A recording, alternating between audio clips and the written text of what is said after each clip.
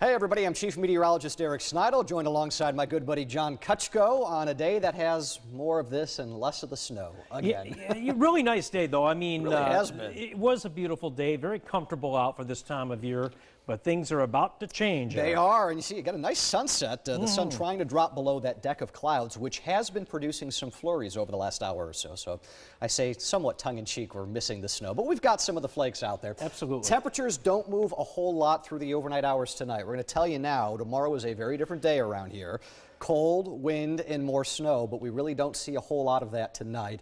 In the snow perspective, John, there's, you know, a little bit showing up there, but a smattering, not much. A smattering. These are flurries. This is a lakeshore flood warning, and it's something that Wayne County in particular gets a decent amount of the time when you know those winds are going to be coming onshore, and they will be stout, which tells you tomorrow is going to be a blustery and raw day. These are winter weather advisories for Wyoming County, which is going to be for some lake effect snow bands coming off of Lake Erie.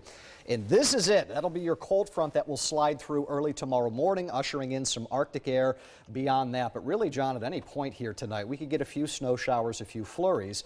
That's your setup by early tomorrow morning. Yeah, I'm intrigued by the wind speed yet again. Right. Tomorrow you're talking gusts of 40, maybe up to 40. A smidge higher in some isolated locales. We just saw that yesterday. We did. You get a little bit of that Lake Ontario flow before it kind of veers more westerly there towards Syracuse, but that's where you're going to push some of that lake water right up there on shore in Wayne County, and that will drive some of those lake effect snow bands southward too. So even in Rochester, you may get another inch or two of snow accumulation out of this tomorrow, but it's going to be off and on, you know. Yeah, this is a concern for me, this wind that we keep talking about, because there's a lot of people from Rochester that have summer properties in Fairhaven, which is right around in there.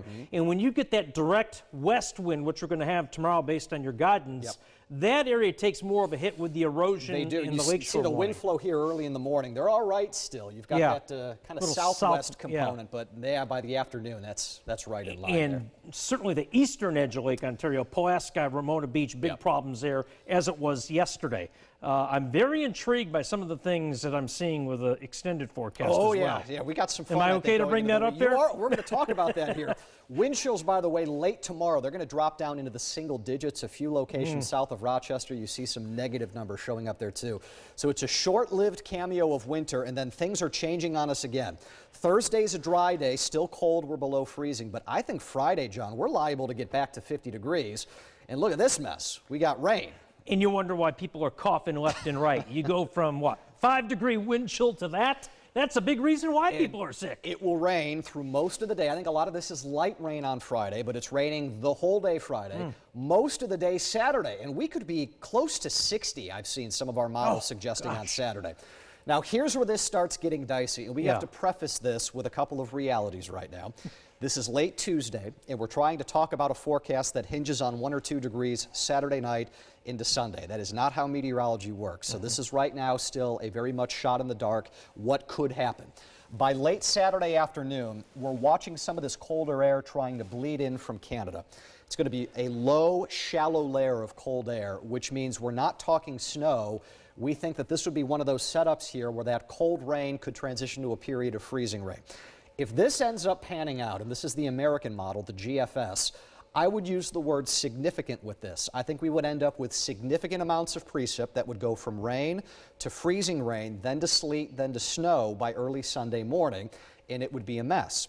Other model, the European, has shifted much warmer with this, suggesting we are near 60 on Sunday, John. So again, I'm going to put this in perspective.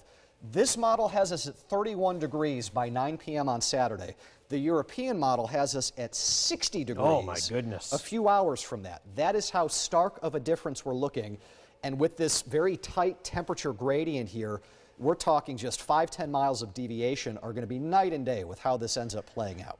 What is the criteria, and I'm just going to put you on the spot because I'm curious myself. The National Weather Service in Buffalo are good friends to the west of here. What is the criteria for them to decide to issue an ice storm warning? We saw them do this, I believe it was either last April or the April prior, and it never panned out. But what's the criteria for it to qualify as that, and when do they do it? So it depends on which part of the region that you're talking here. Different National Weather Service offices have different criteria. I'm talking about right in here. A big one is 1/4 of an inch plus of freezing rain. And that's really the cutoff whether they issue an ice storm warning or not for what we would call significant impacts. At a 1/4 inch plus, you start getting power outages, and the trees start bending. But to and issue snapping. that, you've got to have a high degree of certainty, don't you, that the weather's going to be Yeah. the temperature cold enough to issue that, to get ice. You're not going to see an ice storm warning 48 hours ahead of time with something like this. What you could see is if they still had some semblance and suspicion of this, in my opinion, they would start off with a winter storm watch. Okay. And then from there, they start to deviate into how you want to go about doing this. What I've noted with the Weather Service, a lot of times for them to do ice storm warnings, it has to be almost entirely a freezing rain event. Yeah. With something like this, you would go from freezing rain to sleet and then perhaps some accumulating snow. They're probably better served just doing winter storm warning because it's not just freezing rain, you know. Sure. So it's semantics, and it depends on how they kind of want to word this. But there has been more of a lean here this afternoon with the models outside of this one toward this freezing rain transition line staying farther off to the north. Right. But being 4 days out, that's normal. Yeah. I put no stock and no faith into that until we start seeing more of that. Last question. Yeah. The disparity between the two models, not uncommon. You see it quite a bit, absolutely and not. certainly I've learned that much observing what you folks do. Right. But this is really night and day between these two. And it's a problem right now because the night and day has critical and significant implications on what's going to happen with this weekend. If we do forecast a 1/4 of an inch or more of freezing rain, I mean, that's a big problem. Yeah, that is a big problem. So, you know, it's out there. So too are these temperatures that will be swinging. I'll be completely honest with you. Expect big changes with this as we watch the models waffle up and down. And this is the reality of how this is going to be. We kind of take these one model run at a time. Yeah.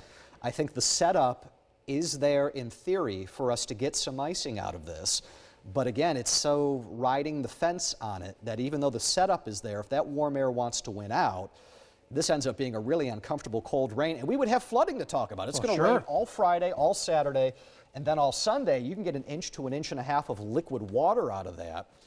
Oh, that river's going to be raging. Yeah, that's also not an ideal setup here either. So what we know at this point, it's going to be raining all Friday. I think it's raining all of Saturday.